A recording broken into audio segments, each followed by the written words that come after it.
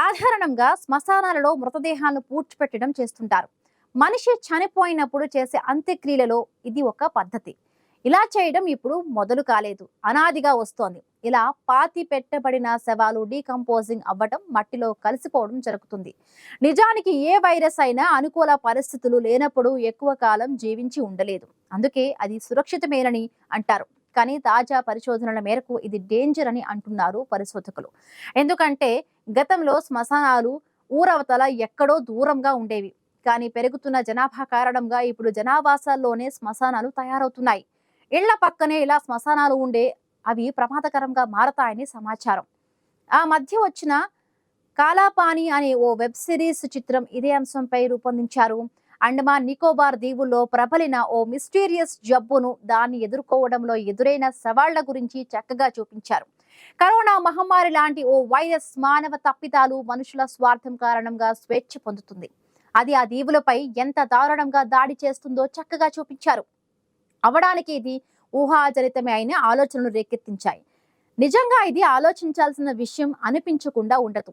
శవాలను దహనం చేయడం వలన సమస్యలు ఉండకపోవచ్చు, కానీ మట్టి తోడి పాతి పెట్టబడిన ప్రాంతాలు మాత్రం సుదీర్ఘ కాలం పాటు వైరస్లకు రిజర్వాయర్లుగా పనిచేస్తాయని తాజా పరిశోధనల ద్వారా బయటపడింది. మనం ఇలా ఆలోచించడానికి ఇష్టపడం, కానీ మనం చనిపోయిన తరువాత మనలో చాలా మంది కథ శ్మశాన వాటికల్లోనే ముగిసిపోతుంది. శ్మశాన వాటికలు సమాజంలో ముఖ్య పాత్ర పోషిస్తాయి. వీటిని సాధారణంగా జన జీవితానికి దూరంగా ఏర్పాట్లు చేసుకుంటారు. వీటి వల్ల ఇప్పుడు ప్రజల ఆరోగ్యానికి ప్రమాదం ఏర్పడడంతో పాటు ప్రమాదకరమైన వైరస్లు వెలుగు చూసే ప్రమాదం ఉందంటున్నారు పరిశోధకులు. అంత్యక్రియలు పూర్తయ్యాక ఏం జరుగుతుందన్నది చూస్తే, భూమిలో పాతి పెట్టబడిన శవాలు సహజంగానే కొంత సమయం తరువాత డీకంపోజింగ్ కు గురి అయి కుళ్ళిపోతాయి. ఆపై ఆ స్రావాలు భూమిలో ఇంకిపోతాయి.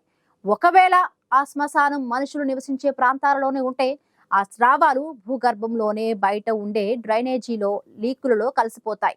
ఆ తరువాత సదరు బ్యాక్టీరియా బయట ఉండే నీటిలో తేలికగా కలిసిపోయి విస్తరించడం, వ్యాపించడం సహజంగానే జరుగుతుంది.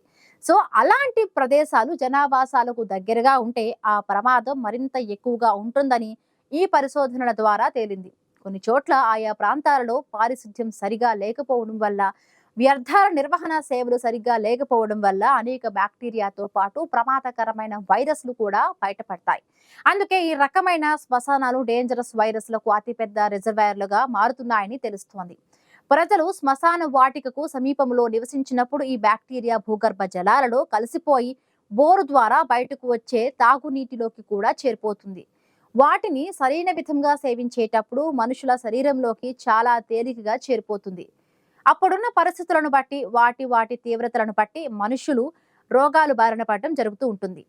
అంత్యక్రియల అనంతరం కుళ్ళిపోయే శరీరాలు మట్టిలో సహజ సిద్ధంగా ఉండే బ్యాక్టీరియాకు ప్రోటీన్గా లేదా ఆహారంగా ఉపయోగపడుతుంది. అంటే ఈ మృత శరీరాలు పర్యావరణంలో అప్పటికే ఉన్న బ్యాక్టీరియాకు పోషకాలను అందిస్తున్నాయన్నమాట. ఇలా అభివృద్ధి చెందే బ్యాక్టీరియాలు పలు రకాలు. వాటిలో ప్రధానంగా ఎస్చెరిచియా కోలి గురించి ముందుగా చెప్పుకోవాలి. ఎందుకంటే మనుషులు చాలా తేలికగా వీటి బారిన పడుతూ ఉంటారు. ఎస్చెరిచియా కోలినే ఈ కోలి అని అంటారు. ఇది ఒక సూక్ష్మజీవి. సాధారణంగా పర్యావరణంలో మలమూత్రాల కాలుష్య స్థాయిని సూచించడానికి దీని స్థాయి ద్వారా అంచనా కడుతుంటారు నిపుణులు. ముఖ్యంగా ఇవి జలచరాలు అవడంతో తేలికగా భూగర్భపు నీటి తావులో పెరుగుతూ ఉంటాయి. ఈ జీవి ఎక్కడైనా జీవిస్తుంది. బురద, నేల, నీరు, ఆహారం, మనుషులు, జంతువుల ప్రేగులలో తేలికగా జీవిస్తూ ఉంటాయి. పర్యావరణంలో పెద్ద సంఖ్యలో ఈ కోలి ఉండటం అంటే అక్కడ ప్రమాదకరమైన కాలుష్యం ఉందని పసిగడతారు. ఈ జీవి యొక్క కొన్ని జాతులు కూడా నవజాత శిశువులలో అతిసారం, మూత్ర మార్గంలో అంటువ్యాధులు, మెనింజైటిస్ వంటి వ్యాధులకు కారణమవుతాయి. ఈ కోలి బ్యాక్టీరియా పక్షులు నీరు తాగినప్పుడు ఇతర జంతువుల శరీరంలోకి తేలికగా చేరిపోతుంది. అభివృద్ధి చెందిన దేశాల్లో చాలా రకాలైన వ్యాధులకు ఈ కోలి సహా ఇతర జాతులు డెవలప్ అవుతుంటాయని తేలింది. పెద్దగా లోతు లేని భూగర్భ జలాలు ఉండే ప్రదేశాల్లో బ్యాక్టీరియాలు ఉంటాయి. వాటిలో కుళ్ళిపోతున్న జంతువులు లేదా మనుషుల శరీరాల నుండి ఉత్పన్నమయ్యే విషపూరిత జీవ వ్యర్థాలు కలిసిపోయి కొత్త బ్యాక్టీరియా విడుదలవుతుంది. వీటి వల్ల పక్కనే ఉండే జనావాసాలలోని నీటి వనరులు కలుషితమవుతుంది. ఇది ప్రజా ఆరోగ్యానికి సంబంధించి అనేక సమస్యలు సృష్టించడం జరుగుతుంది. ప్రస్తుతం అనేక దేశాలలో పట్టణీకరణ చాలా వేగంగా జరుగుతోంది. ఒకప్పుడు శ్మశాన వాటికలు జనావాసాలకు దూరంగా ఉండటం మనం చూసాం. కానీ నేటి కాలంలో అవి జనావాసాలు నిర్మిస్తూ ఉన్నారు.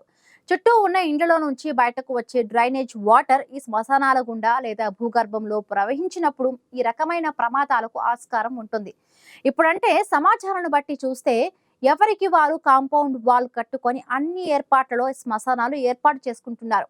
వాటి నుండి బయటకు వచ్చే వృధా జలాలను డ్రైనేజీలో కలిపేస్తున్నారు. కొన్నిసార్లు ఈ తరహా శ్మశాన వాటికలకు కంచి కూడా వేయకుండా వదిలేస్తారు. లోపల జంతువులు స్వేచ్ఛగా తిరుగుతూ ఉంటాయి. అక్కడ నీటిలో ఉండే ఈ కోలి బ్యాక్టీరియా వాటిలో చేరిపోయే అవకాశం ఉంటుంది. తిరిగి అవి బయటకు వచ్చి వాటిని వ్యాప్తి చేసే ప్రమాదం ఎప్పుడూ ఉంటుంది.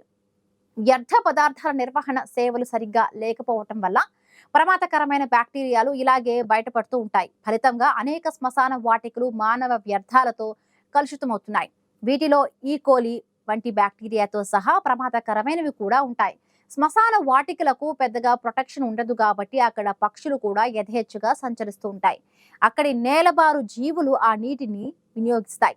దాంతో వాటికి బ్యాక్టీరియా సోకి బయట ప్రాంతంలో ప్రబలేలా చేస్తుంటాయి. వాటి మలంతో జనావాసాలు కూడా కలుషితమవుతాయి. మానవ వ్యాధికారక వైరస్లకు ఆవాసంగా మారుతున్న శ్మశాన వాటికలు అలా ఎందుకు మారాయో తెలుసుకునేందుకు ఈ పరిశోధనలు జరిగాయి. కేప్ టౌన్ లోని కేప్ ఫ్లాట్స్ ప్రాంతంలోని 3 శ్మశాన వాటికలలో అధ్యయనం జరిగింది. పేలవమైన మౌలిక సదుపాయాలు, అనధికారిక నివాసాల ఆక్రమణలు, వ్యర్థాల నిర్వహణ సరిగ్గా లేకపోవడం లాంటి కారణాలతో ఈ ప్రాంతాలలో వ్యాధులు విజృంభిస్తున్నాయి. అందుకు కారణం ఈ ప్రాంతంలో భూగర్భ జలం పైపైనే ఉండటం ఓ ప్రధాన కారణమని పరిశోధనలో తేలింది. ఇక్కడ శ్మశాన వాటికలో భూమట్టానికి 2 మీటర్ల కంటే తక్కువ లోతులోనే నీరు ఉంటుంది. పక్కనే ఉండే సముద్ర మట్టం పెరిగినప్పుడు సముద్రపు నీరు కూడా ఈ ప్రాంతం వల్ల ప్రభావితం అవుతోంది. ఇలాంటి తడి వాతావరణమే అనేక బ్యాక్టీరియా వ్యాప్తికి దోహదం చేస్తుంది. ఒక్క మాటలో చెప్పాలంటే శ్మశాన వాటిక నుంచి బయటకు వచ్చే నీటిలో అనేక రకాలైన బ్యాక్టీరియాలు మనుషులకు సోకే వ్యాధులకు కారణమవుతున్నాయి. యాంటీబయాటిక్స్ పనిచేయకుండా పనిచేస్తున్నాయి. శ్మశాన వాటికలకు సమీపంలో ఉన్న అనధికారిక నివాసాలు, నీటి కోసం వేసిన బోర్ బ్యాక్టీరియాలకు సేఫ్టీ లాకర్లుగా పనిచేస్తున్నాయి. ఇప్పటికైనా ప్రభుత్వం కళ్లు తెరవాలని పరిశోధకులు కోరుతున్నారు. ఆయా ప్రాంతాలలోని మున్సిపాలిటీలు తప్పనిసరిగా చర్యలు తీసుకోవాలి. శ్మశాన వాటికలుగా ఉపయోగించుకుంటున్న ప్రాంతాల పరిస్థితి ఎలా ఉందో సమీక్షించుకోవాలి. అక్కడి నేల రకాన్ని, నీటి మట్టాన్ని పరిగణలోకి తీసుకోవాలి.